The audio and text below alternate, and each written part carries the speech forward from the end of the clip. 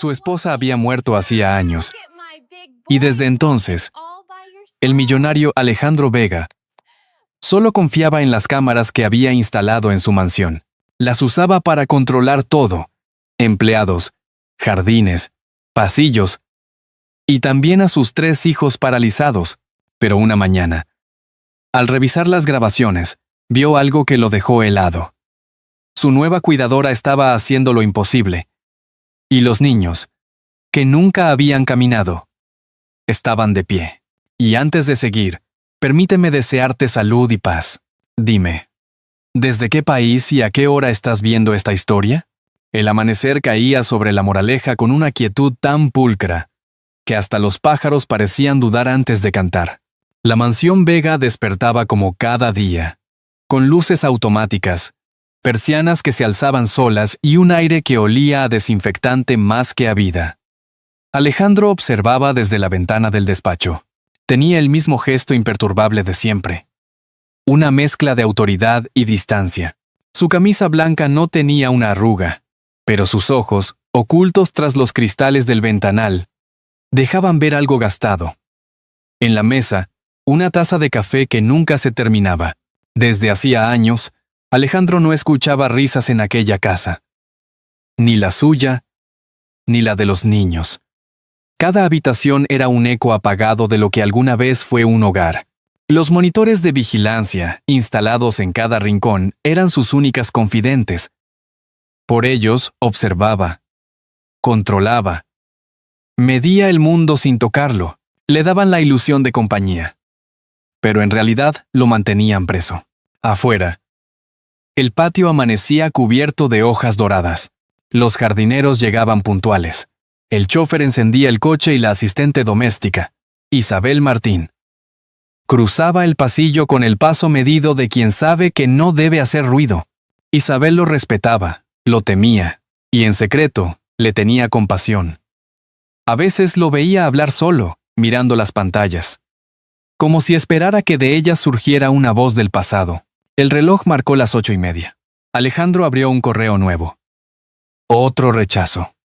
La enésima renuncia de una enfermera, que no soportaba el ambiente de la casa ni la calma opresiva que la envolvía. Los 3 pequeños Gabriel, Daniel y Tomás seguían sin caminar. Tenían 6 años y un diagnóstico implacable: parálisis neuromotora sin causa definida. Médicos, terapeutas, clínicas en Suiza. Nada había servido. Él pagaba todo, pero su dinero no compraba milagros. Cerró el ordenador con un golpe seco. A veces pensaba en su esposa, en lo que habría dicho si siguiera viva. «Tú solo sabes mandar, no abrazar», solía reprocharle. Tenía razón. Desde su muerte, Alejandro se convirtió en un espectro que caminaba entre facturas y pantallas. Los niños lo miraban sin reconocerlo, y él tampoco se atrevía a mirarlos más de unos segundos. Le dolía demasiado. Esa mañana, Isabel entró con un sobre en la mano. «Señor Vega», dijo con voz baja, «ha llegado la recomendación de una nueva cuidadora». Alejandro levantó la vista con desinterés. «Otra más. No durará ni una semana. Parece distinta, señor. Viene de Toledo. Dice que trabajó con niños especiales». Él frunció el ceño. Toledo. Hacía años que no oía ese nombre sin sentir algo removerse dentro. Recordó los paseos de juventud, los puentes sobre el Tajo, los días en que todavía creía en Dios. «Dígale que venga mañana», respondió finalmente. «Sí, señor».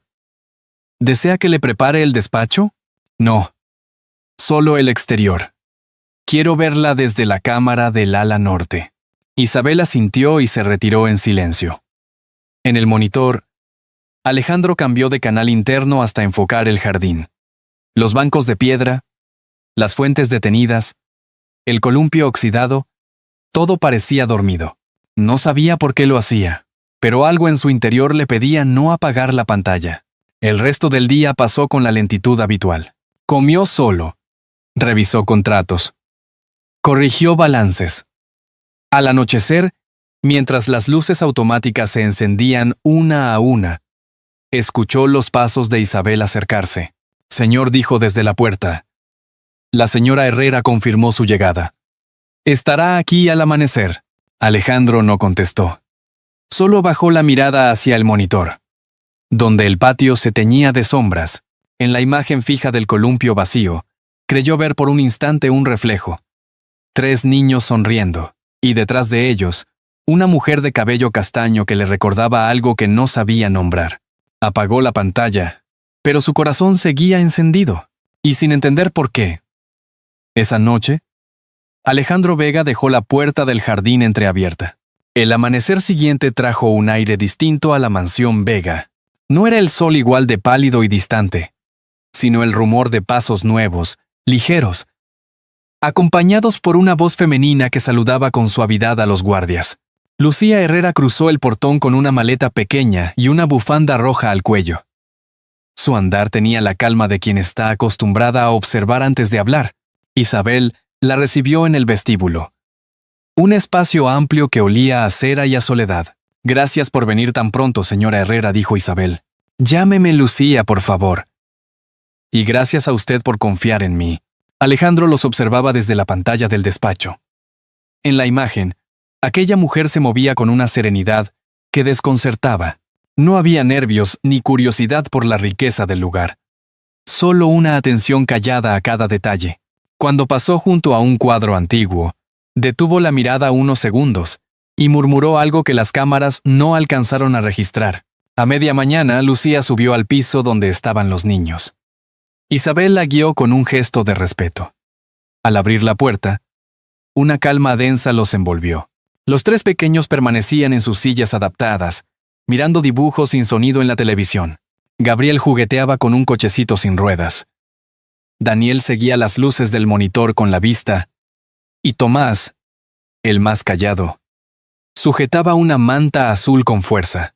Lucía se agachó, sin decir palabra, y le sonrió. «Hola, chicos», susurró. «Soy Lucía, y vengo a aprender con ustedes». Gabriel parpadeó. Daniel giró la cabeza. Tomás la miró con una mezcla de miedo y curiosidad. Fue la primera vez, en mucho tiempo, que alguien los saludaba sin preguntar qué podían o no hacer. Desde la pantalla, Alejandro observaba todo con atención. Al principio quiso interrumpir. No soportaba ver extraños tocando a sus hijos, pero algo en el modo en que Lucía se inclinaba ante ellos sin lástima, sin distancia, lo contuvo. Durante los días siguientes, la rutina cambió sin que él lo notara del todo. En lugar del viejo silencio, la casa comenzó a llenarse de vida. Una canción infantil tarareada desde el patio. Risas tímidas. El golpeteo de pelotas de tela en el suelo. Isabel, que antes caminaba en puntas de pie, empezó a dejar que sus pasos resonaran. Lucía no hablaba mucho con Alejandro. Se cruzaban apenas en el desayuno o cuando ella pedía autorización para usar el invernadero como espacio de ejercicios. Pero cada mirada de él era una prueba. «No los esfuerce demasiado», decía sin levantar la voz. «No lo haré, señor Vega. Pero ellos necesitan sentir el sol, el aire, no solo paredes». Él fingía indiferencia, aunque cada noche revisaba las grabaciones para ver cuánto tiempo habían estado afuera. En una de esas noches, la cámara mostró algo inesperado. Tomás, el más débil, levantando por un segundo la mano para alcanzar una hoja que caía. Fue apenas un movimiento, pero suficiente para que Alejandro se quedara despierto hasta el amanecer. Al día siguiente se acercó por primera vez al exterior. Los niños jugaban sobre una manta, y Lucía los animaba a mover los brazos, siguiendo el ritmo de una melodía suave. Alejandro se quedó detrás del seto, observando. Ella lo vio, pero no dijo nada. Solo lo saludó con un gesto leve y volvió a concentrarse en los pequeños. «Hoy contaron hasta 10», le dijo Isabel más tarde, con una sonrisa contenida. Y Tomás casi se ríe. Alejandro no respondió. Pero esa noche, por primera vez en años, bajó al comedor y cenó sin encender las pantallas. Miró las paredes, los cuadros familiares, y pensó en lo que había sentido al oír aquella risa breve, tan frágil como un hilo de luz entrando por la ventana. No sabía aún qué significaba esa sensación, pero le pesaba menos la soledad. y mientras subía a su habitación, volvió a mirar el patio por la ventana. Allí, bajo el último resplandor del día, Lucía cerraba los ojos y levantaba la cara al cielo, como si agradeciera algo invisible. Alejandro no pudo apartar la vista, y esa noche, sin darse cuenta, el hombre que lo controlaba todo empezó a perder el miedo a sentir. Los días se hicieron más largos en la mansión Vega, pero por primera vez, nadie parecía notarlo. El aire olía a hierba recién cortada, a jabón y a risas pequeñas. Lucía había transformado la rutina sin romper ninguna norma. Los ejercicios médicos seguían igual, pero ahora tenían música, colores y luz. Los niños ya no pasaban horas frente al televisor, sino que miraban por la ventana, atentos al mundo que antes ignoraban. Alejandro lo observaba todo desde el despacho, pero ya no con la misma rigidez. Al principio encendía las cámaras por costumbre. Ahora lo hacía por necesidad. Cada gesto de Lucía, la forma en que sostenía la mano de Tomás, cómo le limpiaba la frente a Gabriel, o cómo reía con Daniel. Cuando fallaba en un juego lo conmovía en silencio. Una tarde, mientras revisaba las grabaciones, Alejandro escuchó un sonido que lo detuvo. Su propio nombre. «Mira». Daniel decía a Lucía. «Ese de la foto es tu papá, Alejandro. ¿Sabías que cuando eras bebé le encantaba cantar para ti?» El niño ladeó la cabeza. «¿Papá Santa?» Lucía sonrió. «Cantaba, cariño. Tal vez lo vuelva a hacer algún día». Alejandro se quedó inmóvil frente a la pantalla. Hacía años que nadie pronunciaba su nombre con ternura. Recordó una noche antigua, cuando su esposa grabó su voz cantando para los gemelos que aún estaban en el vientre. Aquella grabación seguía guardada en un cajón, cubierta de polvo. El recuerdo le pesó tanto que salió al jardín sin avisar. Lucía levantó la vista al oír la puerta y se puso de pie. «Señor Vega», dijo con respeto. No esperaba verlo aquí. Solo quería comprobar el progreso. Los niños lo miraban con curiosidad. Gabriel extendió la mano, pero Alejandro no supo si era un saludo o un reflejo. Dudó, y en ese segundo de duda, Tomás soltó una palabra que nadie había escuchado nunca de su boca. «Papá». El silencio fue absoluto. Lucía se cubrió la boca con las manos. Isabel dejó caer un balde al suelo, y Alejandro sintió que algo dentro de él se quebraba. Se acercó despacio, se arrodilló frente a los tres, y, por primera vez, los miró sin miedo. «Aquí estoy», susurró. Nadie se movió durante varios segundos. Después, Gabriel dio un paso torpe hacia él. No logró mantener el equilibrio, pero Alejandro lo sostuvo antes de que cayera. Lucía los observaba con los ojos húmedos. No dijo nada. Sabía que ese momento no le pertenecía. Era un instante suspendido entre el pasado y la esperanza. Esa noche, Alejandro no encendió las pantallas. Caminó por la casa en silencio, tocando los muebles, las paredes, el piano que llevaba años cerrado.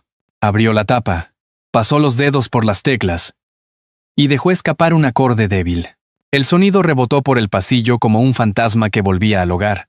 En la madrugada, cuando todos dormían, volvió a mirar por la ventana.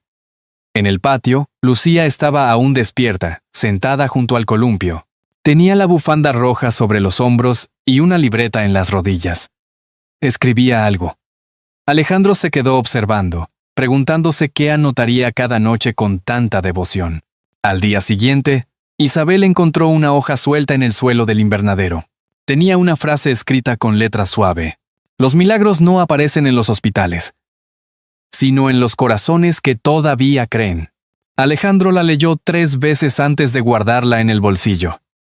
No entendía por qué, pero no podía tirarla. Y desde ese día, sin que nadie se lo pidiera, comenzó a desayunar en el mismo horario que sus hijos. Por primera vez en muchos años, el comedor de la mansión Vega volvió a tener 3 platos, una jarra de leche tibia y una silla más que, poco a poco, dejó de estar vacía. El otoño llegó a La Moraleja con un aire dorado que cubría los árboles y traía consigo una calma distinta. La mansión Vega ya no parecía un mausoleo. Por las mañanas se escuchaban pasos, voces, música suave. En la cocina, Isabel preparaba chocolate caliente. En el jardín, los gemelos intentaban jugar con una pelota que rodaba demasiado rápido para ellos, y Lucía, siempre cerca, guiaba cada movimiento con paciencia infinita. Alejandro comenzó a cambiar sin notarlo. Se quedaba más tiempo en casa, revisando menos los informes y más las risas. A veces se acercaba a las ventanas solo para verlos. Ya no necesitaba las cámaras. Su mirada había aprendido a confiar. Una tarde de domingo, decidió bajar al jardín con un cuaderno antiguo. Los niños estaban sentados sobre una manta. Lucía los ayudaba a pintar con los dedos sobre hojas grandes. «Señor Vega», dijo ella, sorprendida. No sabía que le gustara ensuciarse las manos. «No me gustaba», respondió él, sonriendo apenas. «Pero parece que eso está cambiando». Se sentó junto a Tomás, que lo miró con seriedad antes de ofrecerle su bote de pintura azul. Alejandro lo tomó y dibujó una línea torpe. Los niños rieron. Era la primera vez que reían todos juntos. «¿Qué está dibujando, papá?», preguntó Gabriel. Alejandro pensó unos segundos. «Una casa», respondió, «pero no de piedra, de tiempo y de amor». Lucía lo observó en silencio. En sus ojos se reflejaba algo que iba más allá del respeto. Una mezcla de ternura y melancolía. Sabía que ese hombre, tan cerrado, estaba aprendiendo de nuevo a respirar. Pero la felicidad no tardó en ser puesta a prueba. Esa noche, Alejandro recibió una llamada del hospital infantil, donde los niños habían sido diagnosticados. Le informaron que un médico suizo estaba en Madrid y deseaba revisar su caso. Podría ser la última oportunidad de recuperación real, dijeron. Durante la cena, Alejandro les contó: «El doctor quiere verlos. Tal vez pueda ayudarlos a caminar de verdad». Lucía dejó los cubiertos con cuidado. «Con todo respeto, señor Vega, ellos ya están caminando. Tal vez no con las piernas, pero sí con el alma». «No se trata de poesía», respondió él con tono seco. «Se trata de darles una vida mejor». «¿Y qué es una vida mejor?», replicó ella. «¿Caminar sin amor o amar sin miedo?». Las palabras quedaron suspendidas en el aire. Alejandro se levantó de la mesa sin contestar. Pasó la noche mirando los antiguos informes médicos y los videos de los niños con Lucía. No podía decidir si la mujer tenía razón o si simplemente temía perder la única esperanza que había conocido. A la mañana siguiente, el doctor suizo llegó. Revisó a los niños. Pidió exámenes. Habló en términos fríos de pronósticos y reacciones neuromotoras. Cuando terminó, le dijo a Alejandro: «El avance es sorprendente, pero debe entender que es temporal. Sin intervención, volverán atrás». Lucía, que escuchaba desde la puerta, bajó la mirada. Alejandro sintió un vacío repentino. Todo lo que había visto, todo lo que había sentido, ¿solo era una ilusión? Aquella noche, los niños durmieron temprano. Lucía se acercó al despacho. «No quiero discutir, señor Vega, pero ellos no necesitan hospitales, sino creer que alguien no los dejará otra vez». «¿Otra vez?», preguntó él. «Sí», respondió ella suavemente. «Usted los dejó el día que apagó la música de esta casa». Y se fue, dejando sobre la mesa un pequeño sobre. Dentro había una fotografía. 3 bebés recién nacidos, una mujer joven con mirada cansada, y una dedicatoria al dorso. «Para Alejandro. Prométeme que, si un día no puedo, tú no dejarás de intentarlo». La letra era de su esposa. Alejandro se quedó solo, con la foto temblando entre los dedos. Comprendió que lo que el doctor suizo no podía entender era que la verdadera recuperación no se medía en pasos, sino en perdones. Mientras el reloj marcaba la medianoche, Alejandro salió al jardín y se detuvo frente al columpio vacío. Allí, por primera vez, dejó que las lágrimas cayeran sin vergüenza, y en ese silencio, supo que la decisión más difícil de su vida estaba a punto de llegar. El amanecer de aquel lunes llegó con un cielo gris y una tensión que se podía respirar. Alejandro no había dormido. La fotografía de su esposa seguía sobre el escritorio, junto a una taza fría de café. En su cabeza resonaban las palabras de Lucía, mezcladas con la voz del médico suizo. Dos caminos enfrentados. ¿La razón o el corazón? Bajó las escaleras despacio. En el salón, Lucía ayudaba a los niños a vestirse. Les hablaba con suavidad, como si el día fuera una promesa y no una despedida. Cuando lo vio, guardó silencio. «He tomado una decisión», dijo Alejandro, con la voz tensa. «Aceptaré el tratamiento en Suiza». Gabriel dejó caer un zapato. Daniel frunció el ceño. Tomás, el más pequeño, solo murmuró: «¿Y Lucía viene?». Alejandro no supo qué responder. Lucía respiró hondo. Se arrodilló junto a los niños y los abrazó con fuerza. «Yo estaré con ustedes aquí». En el corazón susurró: «Y los esperaré». Esa escena se quedó grabada en él. Durante el viaje al aeropuerto, los niños estaban en silencio.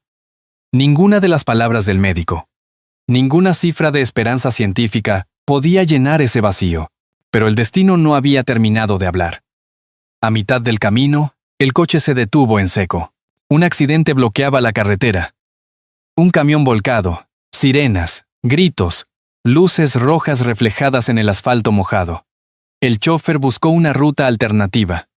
Pero los niños empezaron a llorar. El ruido, el miedo, la confusión. Alejandro sintió que todo se derrumbaba otra vez. Y entonces, desde el asiento trasero, se escuchó una voz suave y temblorosa. «Papá, chanto». Era Daniel. Esa palabra, tan pequeña, lo desarmó. Alejandro giró hacia ellos. 3 pares de ojos lo miraban, esperando. Su garganta se cerró, pero el recuerdo de su esposa, aquella vieja grabación, lo empujó a intentarlo. Comenzó a cantar despacio, con voz ronca, la misma nana que su mujer entonaba años atrás. Los niños se calmaron. El ruido se volvió lejano. Las sirenas. Un murmullo. Cuando terminó, Tomás le tomó la mano y dijo: «Ya no tengo miedo». Alejandro sintió algo romperse por dentro. No podía seguir huyendo. Dio una orden al chofer. «Regresamos a casa». Esa tarde, el médico suizo llamó enfadado. Pero Alejandro no contestó. Apagó el teléfono y fue directo al jardín. Lucía estaba recogiendo juguetes bajo una llovizna ligera. Cuando lo vio empapado y con los niños en brazos, se quedó inmóvil. «No podía hacerlo», dijo él, jadeando. «No podía arrancarlos de su hogar otra vez». Lucía dejó caer los juguetes y corrió hacia ellos.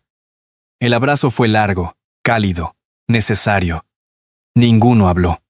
Los niños, entre ambos, rieron y aplaudieron. Y por primera vez en mucho tiempo, el jardín se llenó de vida verdadera. Esa noche, Alejandro encendió las luces del salón y colocó la fotografía de su esposa en la repisa. Le habló en voz baja: «Cumplí tu promesa, no los dejé solos». Lucía apareció detrás de él, sosteniendo una manta. «No hace falta decir nada, señor Vega», murmuró.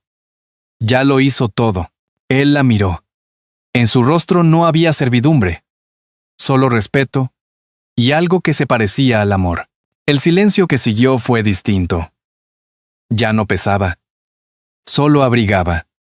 Fuera, la lluvia caía suave sobre el tejado. Los niños dormían. Y las cámaras, por fin, estaban apagadas. Alejandro miró el reloj. «Es tarde», dijo con una sonrisa cansada. «Pero siento que la vida recién empieza». Y en la penumbra la voz de Lucía respondió: «Nunca es tarde para empezar a amar». El invierno se acercaba a la moraleja con pasos silenciosos. Las hojas del jardín habían caído casi por completo. Y el aire traía ese frío que obliga a encender chimeneas y preparar chocolate espeso. Pero dentro de la mansión Vega ya no se sentía el invierno. Las risas de los niños y el eco de sus pasos llenaban cada rincón. Habían pasado 3 meses desde aquella tarde de lluvia en que Alejandro regresó del aeropuerto, y desde entonces la casa parecía otra. Lucía había conseguido algo que ni los médicos ni los millones pudieron lograr: devolverle el alma al hogar. Los niños ya pronunciaban frases completas, se sostenían con ayuda, e incluso Gabriel había dado 3 pasos por sí mismo. Cada pequeño avance era celebrado como un milagro. Alejandro los acompañaba en todo, y su presencia ya no era una sombra distante, sino un refugio. Una mañana, mientras desayunaban juntos, Daniel preguntó con la inocencia de sus 6 años: «Papá, ¿mamá está en el cielo?». Alejandro asintió con una sonrisa triste. «Sí, hijo. Pero estoy seguro de que nos mira cada día». Lucía, que servía la leche, se detuvo unos segundos. Sabía cuánto le había costado decir esas palabras. Era el cierre de una herida. El cambio de Alejandro era evidente para todos. Ya no vestía trajes oscuros, ni hablaba solo de negocios. Ahora se le veía en el mercado, saludando a los vecinos, regateando precios como un hombre común. Algunos lo reconocían, sorprendidos. El empresario frío que una vez cerró fábricas sin pestañear, ahora compraba flores para su casa y daba propinas generosas con una sonrisa sincera. Una tarde organizó algo que nadie esperaba: una pequeña fiesta en el jardín para celebrar los 6 años de los niños. Invitó al personal de la casa, a los vecinos más cercanos y a los médicos del centro local. Lucía decoró las mesas con guirnaldas. Isabel horneó pasteles. Y el columpio, aquel que durante años estuvo vacío, fue reparado y pintado de azul. Cuando todo estuvo listo, los 3 niños salieron con gorritos de papel. Alejandro tomó la palabra frente a todos. «Durante mucho tiempo creí que la vida se medía en éxitos. Hoy sé que se mide en risas y en abrazos que uno creía perdidos». Los presentes aplaudieron, y Lucía, detrás de los pequeños, no pudo evitar llorar. Alejandro se acercó y le susurró: «Gracias por recordarme cómo se ama». Ella respondió con una sonrisa: «No se lo recordé. Solo le mostré lo que siempre estuvo ahí». La música comenzó a sonar. Gabriel insistió en bailar y Tomás aplaudía al ritmo. Daniel, más audaz, pidió subir al columpio. Alejandro lo empujó con cuidado, y su risa llenó el aire como una campana clara. Nadie habló durante un rato. Todos se limitaron a escuchar esa melodía de vida que tanto habían esperado. Al caer la tarde, cuando el último invitado se fue, Alejandro se quedó solo con Lucía en el jardín. El cielo se teñía de naranja. «¿Sabe?», dijo él. «He pasado media vida intentando controlarlo todo. Pero lo mejor que me ha pasado fue lo que no planeé». «A veces», respondió ella. «El amor llega disfrazado de trabajo». Ambos rieron con suavidad. Los niños dormían en el sofá, exhaustos. El fuego crepitaba dentro, y una brisa leve agitaba la bufanda roja de Lucía, la misma con la que llegó aquella primera mañana. Alejandro la tomó entre sus manos, mirándola con ternura. «Cuando llegaste, la casa estaba muerta. Ahora, hasta las paredes respiran». «No fue magia, señor Vega», dijo ella, mirándolo con dulzura.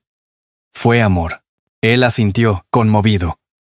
Dio un paso más cerca y le ofreció la bufanda. «Entonces quédate. Enséñame a no tener miedo de perder lo que amo». Lucía no contestó con palabras. Solo colocó la bufanda sobre su cuello y apoyó la frente en su pecho. Allí se quedaron, sin decir nada, mientras el último rayo de sol se apagaba entre los árboles. Desde la ventana, una foto antigua, la de su esposa con los 3 bebés, reflejaba la escena como una bendición silenciosa. Esa noche, Alejandro escribió en su diario una sola frase: «La vida no me devolvió a mi esposa, pero me enseñó a amar como ella hubiera querido». Y así, la Casa Vega volvió a ser lo que siempre debió ser. Un hogar donde el amor no necesitaba cámaras para ser visto. A veces, la vida nos devuelve lo que creíamos perdido, pero con una forma distinta. En la Casa Vega, donde antes solo se oían los relojes y el eco del silencio, hoy resuenan las risas de 3 niños y el murmullo de una nueva esperanza. El hombre que una vez vivió rodeado de cámaras descubrió que el verdadero milagro no era ver, sino sentir. Y la mujer que llegó con una bufanda roja le enseñó que el amor no se compra ni se exige. Se cultiva, día tras día, como una flor que crece incluso en invierno. Esta historia nos recuerda que todos merecemos una segunda oportunidad para reparar, para volver a abrazar, para decir, te quiero, antes de que sea tarde. A veces el perdón no cura las heridas del pasado, pero sí abre el camino hacia un futuro más humano. Porque el amor verdadero no busca cambiar a los demás, sino cambiar con ellos. Como una lámpara encendida en una ventana lejana, la bondad silenciosa puede iluminar los caminos más oscuros. No importa cuánto tiempo haya pasado ni cuántos errores hayamos cometido. Siempre hay un día nuevo para empezar de nuevo. Para perdonar. Para construir hogar donde antes solo había paredes. Si esta historia tocó tu corazón, escribe el número 1 en los comentarios. Y si crees que algo podría mejorarse, marca el 0. Tu voz también forma parte de este viaje. Tómate un momento para pensar en quién necesita hoy escuchar tus palabras, tu abrazo o tu simple presencia. Porque quizás, sin saberlo, tú seas el Lucía o el Alejandro en la historia de alguien más. Y si esta historia te hizo sonreír, te invito a quedarte. Aquí, en este rincón de historias reales, siempre habrá un lugar para los corazones que aún creen en el poder del amor.